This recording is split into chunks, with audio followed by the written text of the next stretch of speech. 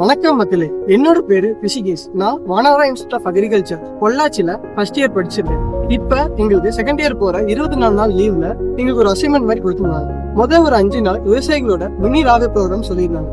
அது நாங்க வெற்றிகரமா முடிச்சதுக்கு அப்புறம் அடுத்த 5 நாள்ல ஏதாவது ஒரு அக்ரோ பேஸ்ட் இண்டஸ்ட்ரி விசிட் பண்ணணும் அப்படின்னு சொல்லியிருந்தாங்க. அதுக்காக நான் வந்த இடம் தான் கோயில்பட்டியில உள்ள ஏசியா கேண்டீன். இங்க என்ன பண்றாங்க அப்படின்னு பாத்தீங்கன்னா கடலை மிட்டாய் உற்பத்தி பண்றாங்க.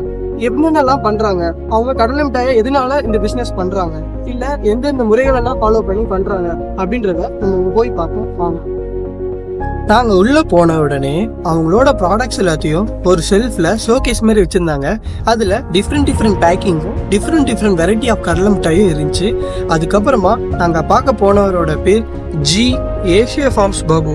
பாபுன்ற நார்மல் நேமா இருக்கிறதுனால ஏசியா ஃபார்ம்ஸ்ன்ற அவரோட பிராண்ட் நேமை முன்னாடி வச்சுக்கிறது மூலமா எல்லாத்துக்கும் ஈஸியா ஐடென்டிஃபிகேஷன், அதாவது ஈஸியா தெரிஞ்சுக்கிறதுக்காக இந்த மாதிரி நேமை முன்னாடி வந்துருச்சு அப்படின்னாரு.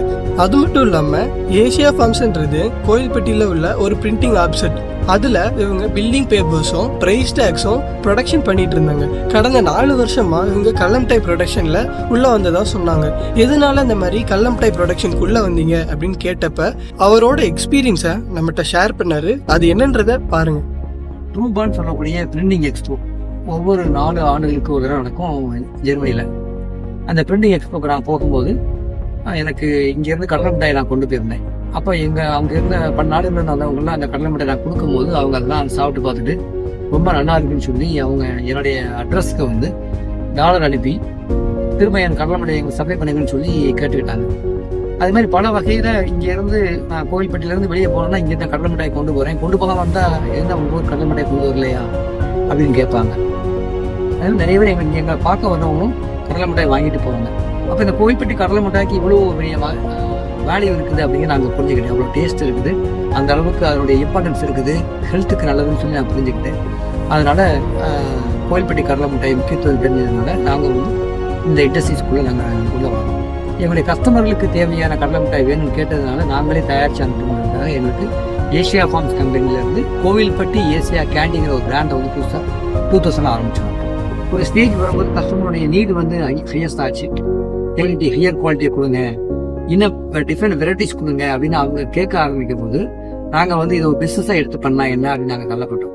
பிரிண்டிங் இண்டஸ்ட்ரியிலேருந்து ஃபுட் இண்டஸ்ட்ரி நாங்கள் மாறணும். ஃபுட் இண்டஸ்ட்ரி மாறதுக்கு காரணம் வந்து பல வழிகள் இருக்குது. இன்னைக்கு இந்த கோயில்பட்டிக்கு மண்ணை சுற்றி இருக்கக்கூடிய ஏரியாவில் கிராமங்கள் எல்லாத்துலேயும் வந்து இந்த கரிசல் பூமியில் நிறைய கடலைகள் விளையும். இந்த கடலை வந்து எல்லா ஊர்லேயும் விளையும், எல்லா கண்ட்ரிலையும் விளையும். ஆனால் இந்த கடலை வந்து கோயில்பட்டி இருக்கக்கூடிய இந்த பூமியில் விளையக்கூடிய கடலை தான் சுவை ஜாஸ்தியாக இருக்கும், சாப்பிட்றதுக்கு உகந்தது. மற்ற ஊரில் இருக்க கடலைகள் எல்லாம் எண்ணெய், கடலை எண்ணெய் இல்லையா, அதுக்கு உகந்தது. அதனால இந்த இருக்கக்கூடிய இந்த பூமியினுடைய விவசாயத்தினுடைய நல்ல பெருக்கவும் இங்க கூட வேலையை கூட்டவும் நாங்கள் இந்த இதை எடுத்து செஞ்சுட்டு இருக்கோம். முதல்ல வந்து எல்லாரும் கடலை மிட்டாய்னா வெள்ளம் போட்டு இனிப்பான மட்டும் தான் பண்ணுவாங்கன்னா, இப்போ வெரைட்டிலாம் அவங்க போய் பார்த்தோம் சார், நிறைய வெரைட்டி இருக்கு. அந்த வெரைட்டிலாம் உங்களுக்கு புதுசாக எப்படி திடீர்னு பண்ணணும்னு தோணுச்சு? ஆளுநா தம்பி, எப்படின்னா நாம வந்து ஒரு விஷயத்தை உள்ள இறங்கி செய்யும் போது அதுல இன்னும் அடுத்த கட்டம் என்ன அப்படின்னு யோசிக்க தோணும். நாங்கள் முதல் முறையாக வந்து காரத்தில் கடலை மிட்டாய் போட்டு பார்த்தோம். ஏன்னா ஸ்நாக்ஸுக்கு சாப்பிட்றதா சாப்பிட முடியுமா, நீங்கள் டீக்கு சாப்பிட்றதா சாப்பிட முடியுமா? அப்போ எனக்கு நிறைய இடங்கள்ல ஸ்நாக்ஸ் சாப்பிட்டு டீ சாப்பிடுவாங்க. அப்போ அந்த ஸ்நாக்ஸ் கொடுக்கறதுக்கு நம்ம ஏதாவது செய்ய முடியுமான்னு பார்த்து நாங்கள் வந்து காரத்தில் ஒரு கடலை மிட்டாய் போட்டு கொடுத்தோம். அது ரொம்ப அருமையான அளவுக்கு வந்துச்சு. இன்னைக்கு எல்லா பக்கமே அது நல்லா போய் மசாலா கடலை மிட்டாய்ன்னு சொல்லி நிறைய பேர் கேட்டு வாங்குறாங்க, நிறைய இடங்களுக்கு போகுது. இது மாதிரி அவங்களுடைய சாப்பிட்றவங்களுடைய மனசுக்கு ஏற்றாற்போல் புதிய சுவைகள், புதிய வடிவத்துல, புதிய பேக்கிங்ல கொடுக்கறதுக்கு நாங்க எங்களை அப்டேட் பண்ணிட்டு வரோம். ஒரே பொருளை ஒரே மாதிரி கொடுத்துக்கிட்டு இருந்தா அது வந்து அந்த அளவுக்கு மனசுல இருக்காது, ஈடுபடாது. சத்தான பொருளை கொடுக்கணும், எல்லாரும் சாப்பிடணும், நல்லாவும் இருக்கணும்னு நினைச்சு பார்த்துருக்கோம். இப்போ இன்னொரு ப்ராடக்ட் நாங்கள் ரெடி பண்ணிட்டு இருக்கோம். பிள்ளைங்களுக்கு இன்னைக்கு ஸ்கூல்ல படிக்கிற பிள்ளைங்களுக்கு சாப்பிட்ற அளவுக்கு நாங்கள் லாலிபாப் மாடல்ல இப்போ தயாரிச்சுட்டு இருக்கோம். தயாரிச்சு பார்த்துட்டு நல்லா இருக்கு, அழகா வந்திருக்குது. லாலிபாப் மாதிரி ஸ்டிக் வச்சு அவங்களுக்கு கடலை மிட்டாயை சாப்பிட கொடுக்குது, கடலை மிட்டாய் விருந்து சாப்பிட கொடுக்குறதா நாங்கள் பார்த்துட்டு இருக்கோம். ரொம்ப நல்லா வந்திருக்குது. அது சீக்கிரத்தில் ரிலீஸ் பண்ண போனாங்க. இது மாதிரி பல வகையில் இன்னும் புதிய வெரைட்டிஸ் கொடுக்குறதுக்காக கிடையாது சார். இப்போ இந்த கடலை மிட்டாய்க்கு நீங்கள் கடலையை வந்து விவசாயத்தை வாங்குறீங்களா, அது வந்து எப்படி வாங்குவீங்க? அதாவது அக்ரிமெண்ட் மாதிரி? இது வந்து விவசாயிகளுக்கு எங்களுக்கு நேரடியாக பண்ண முடியாது. ஏன்னா அவங்க கொடுக்குற அந்த கடலையை அப்படியே நாங்கள் இங்கே மிட்டாய்க்கு எடுக்க முடியாது. அதனால இந்த கடலையை வாங்குறது வந்து கடலையை இந்த மில் வச்சிருக்கிறாங்க. அந்த மில்ல இருந்து அதை ப்ராசஸ் பண்ணி அது துணியை உரிச்சு அதுக்கு வந்து சில வறுக்கிற மாதிரி சில இதெல்லாம் ப்ராசஸ் இருக்குது. ஒரு 2-3 ப்ராசஸ் முடிச்சு எங்களுக்கு வந்து அந்த பருப்பு வந்து துளி நீக்கமாக வரும், துளியோடய வரும். அதை வந்து நாங்கள் வறுத்து நாங்கள் எங்களுக்கு இன்னொரு பக்கத்தை வறுத்து நாங்கள் மிட்டாய்க்கு எடுக்கிறோம். நாங்கள் நேரடியாக எங்களுக்கு விவசாயத்தை நாங்கள் கொள்முதல் பண்ண முடியாது. அதுக்கு வந்து தனியாக மில்லு வேணும். இப்போ நாங்கள் கிளஸ்டர் சொல்லி ஒன்று ஆன் பண்ணுறோம், ஆரம்பிக்கிறோம். இந்த கிளஸ்டரில் வந்து அது மாதிரி ஒரு திட்டங்கள் இருக்குது, ஃபியூச்சரில் இருக்குது. அப்படி இருந்தால் நாங்கள் நேரடியாக விவசாயிலேருந்து வாங்க வாய்ப்புகள் இருக்குது. இப்போதைக்கு அது இல்லை. இப்போ இந்த கடலை எல்லாம் ஒரு சில நேரம் எல்லா நேரமும் கிடைச்சிக்கிட்டே இருக்காது சார்.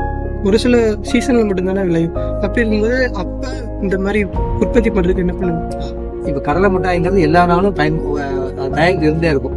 அப்போ விவசாயம் கொடுக்குறப்ப மட்டும் தான் கடலை மிட்டாய் தயாரிக்க முடியுங்கிற மாதிரி சூழலை உருவாக்க முடியாது. ஆனால் கடலுடைய விளைச்சல்ங்கிறது வந்து அது எல்லா நாளும் இருக்கிறது இல்லை. ஒரு குறிப்பிட்ட மகசூலுங்கிறது வந்து ஒரு குறிப்பிட்ட மாதங்கள் மட்டும் இருக்குன்னு சொல்லுவாங்க. அது உண்மைதான்.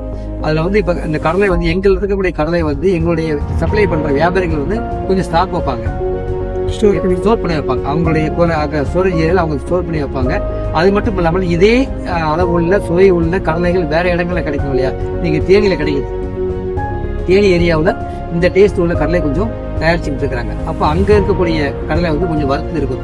மதுரையிலேருந்து வருது. அவங்க நிலக்கோட்டை ஏரியா இருக்கு இல்லையா? தேனி சொல்லி நிலக்கோட்டை ஏரியா இந்த மாதிரி சில இடங்களில் அவங்க பண்ணுறாங்க. இந்த மாதிரி பல இடங்கள்ல இருந்து வரக்கூடிய கடலை எங்களுக்கு வர்றதுனால அதை வந்து ஸ்டோரேஜ் பண்ணி எங்களுக்கு சப்ளை செய்யக்கூடிய வியாபாரிகள் அது கொடுத்துட்டு இருக்கிறாங்க. வேறு இந்த கடலை மிட்டாய் பண்ணையில் உங்களுக்கு ஏதாவது பிரச்சனை மாதிரி இருந்திருக்கு இது வரைக்கும்? பிரச்சனை இல்லாத எந்த உழைப்புமே கிடையாது. நீ கண்ணூர்ல இருக்கீங்கன்னா எல்லாத்துக்கும் எல்லா வகையிலும் பிரச்சனைகள் இருக்கும். அந்த பிரச்சனைகளை ஓவர் கம் பண்றது தான் நம்மளுடைய வெற்றின்னு சொல்றோம்.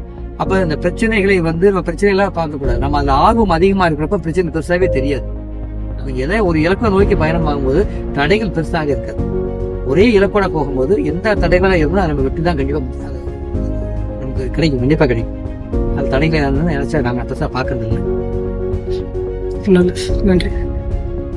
அடுத்து நாங்கள் பார்க்க வந்தவங்களோட பேர் தான் மிக்ஸி. இவங்க ரொம்ப வருஷமா அந்த கம்பெனியில் மேனேஜராக ஒர்க் பண்ணுறேன்னு சொன்னாங்க. வாங்க மேனேஜிங் பற்றி இவங்க என்ன சொல்கிறாங்கன்னு கேட்போம். வணக்கம் மேம், உங்களோட பேர் மேம்?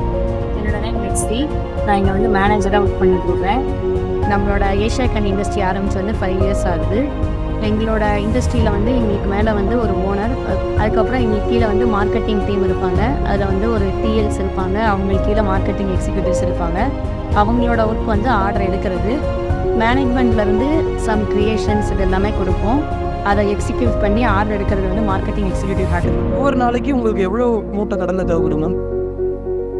ஒவ்வொரு நாளைக்குன்னு சொன்னால் ஒரு மூடை கடலில் வந்து 80 கிலோ வந்து கடலை இருக்கும். நம்ம அதை வந்து அந்த வறுத்து அதுக்கப்புறம் அந்த இதெல்லாம் தொழிலெல்லாம் நம்ம நீக்கினதுக்கப்புறம் பார்த்தா அதை 60 kg தான் கிடைக்கும். எங்களோட ப்ரொடக்ஷன் வந்து ஒரு நாளைக்கு 250 kg இருந்தால் அதுக்கேற்ற மாதிரி எங்களோட ரேஷியோ மாறும். கடலை மிட்டாயில் குவாலிட்டி வந்து எப்படி நீங்கள் பிரிக்கிறீங்க? அதாவது கடலை மிட்டாய் பண்ணதுக்கப்புறம் அதில் வந்து எந்த தரத்தை வந்து எப்படி பிரிக்கிறீங்க? கடலை மிட்டாயோட குவாலிட்டிங்கிறத எடுத்துக்கிட்டோம்னா நம்ம அதை எப்படி உற்பத்தி பண்ணுறோங்கிறது தான் இருக்குது. ஃபஸ்ட்டு ப்ரொடக்ஷன்லேயே வந்து நம்ம வந்து ஜீனியோ இது மாதிரி சேர்த்துட்டோம் அப்படின்னால அது வந்து ஒரு குவாலிட்டியான ப்ராடக்ட் கிடையாது. நேச்சுரலாக வந்து அது இருக்காது. நம்ம வந்து வெல்லம் மட்டுமே அதில் ஆட் பண்ணணும். வெல்லம் ஆட் பண்ணும்போது கண்டிப்பாக அது குவாலிட்டியாக இருக்கும். அது வந்து கையில் ஒட்டக்கூடாது நமக்கு. அதுக்கப்புறம் நம்ம நினைக்கிற ஷேப்ஸ் இந்த மாதிரி இதெல்லாம் மாறாமல் இருக்கும்போது ஒரிஜினல் குவாலிட்டியாக அது கிடைக்கும். எத்தனை நாள் வரைக்கும் இதோட லைஃப் சைக்கிள் இருக்கும்? எங்களோட ப்ராடக்டோட லைஃப்னு பார்த்தோம்னா அது வந்து 90 நாள், அதாவது 3 மந்த்து. பட் ஆனால் நாங்கள் வந்து எக்ஸ்பைர் போடுறது வந்து 2 மந்த்து தான் போடுறோம். என்னோட கிறிஸ்பி எல்லாமே மாறாமல் இருக்கணும். ஒரு நேச்சுரல் ப்ராடக்ட்டுங்கிறது கெட்டு போகாமல் இருக்கணும் அப்படின்னா அதுக்கு வந்து நிறைய இடங்களில் வந்து எக்ஸ்போர்ட்டிங்லாம் வந்து நிறையா வந்து அதுக்காக வேறு கெமிக்கல்ஸ் ஆட் பண்ணுறாங்க. நாங்கள் அதனால் 3 மந்த்ஸுங்கிறத 2 மந்த்துக்கு மட்டுமே எக்ஸ்பைரி போட்டு ஃபினிஷ் பண்ணுறோம். இதை ஸ்டோர் பண்ணி வைக்கிறதுக்கு எந்த டிகிரி டெம்பரேச்சரில் இந்த ப்ராசஸில் ஸ்டோர் பண்ணிக்கிறீங்க? டெம்பரேச்சர்னு அப்படி எதுவும் நம்ம சொல்லலை. ஏன்னா கடைகள்லையோ வீடுகள்லையோ ஸ்டோர் பண்ணுறவங்க இப்படி தான் ஸ்டோர் பண்ணோம் நம்ம சொல்ல முடியாது. ஆனால் அதோட பேக்கிங் வந்து நாங்கள் சிக்லாக்கில் ஏர் டைட் பேக்கிங்கில் பண்ணி கொடுக்குறோம். ஒரு ஓப்பன் பண்ணிட்டாங்க அப்படின்னா அவங்க திருப்பி அதை க்ளோஸ் பண்ணி வச்சுக்கணும். அதே மாதிரி நான் கொடுக்குற கண்டெய்னர் பாக்ஸ் எல்லாமே வந்து நல்லா க்ளோசஸ்டாக ஏர் போகாத மாதிரி இருக்குது. அதனால அதோட லைஃப் இது. ரொம்ப நன்றி. அடுத்து நாங்கள் டேரெக்டாக கிச்சனுக்கு போயிட்டோம். எப்படி கடலை மிட்டாய் ரெடி பண்ணுறாங்க அப்படின்றத பார்க்குறதுக்காக போயிருந்தோம். அப்போ போனப்போ எல்லாம் வறுத்துட்டு இருந்தாங்க. எதுக்கு அப்படின்னு பார்த்தீங்கன்னா எள்ளு மிட்டாய் ரெடி பண்ணுறதுக்கு. அது மட்டும் இல்லாம இந்த மாதிரி மிட்டாய்க்கு ரொம்ப முக்கியமான பொருளான இனிப்பு, அதாவது வெள்ளைப்பாகை காய்ச்சி வச்சிருந்தாங்க.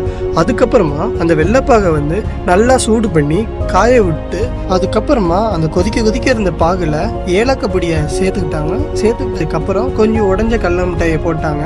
அப்புறம் ரொம்ப முக்கியமான பொருளான கடலைப்பருப்பு, நல்லா வறுத்த கடலைப்பருப்பை அதில் போட்டு நல்லா கிண்டுனா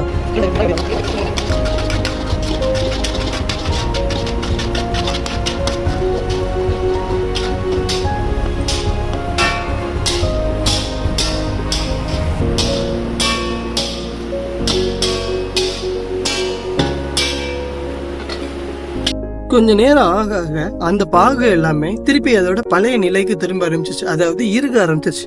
அந்த இறுகின கலவையை எடுத்து எடபத்ததுக்கு அப்புறமா ஒரு இரும்பு உருளையை எடுத்து அதை வந்து உருட்டினாங்க, சமப்படுத்தினாங்க. அந்த கலவையை ஒன்று போல சமப்படுத்தினாங்க. ஒவ்வொரு கடலை மிட்டாயும் சரியான உருவத்தை பெறணும் அப்படின்னு பார்த்தீங்கன்னா முதல்ல வந்து சரிசமமாக்கப்படணும்.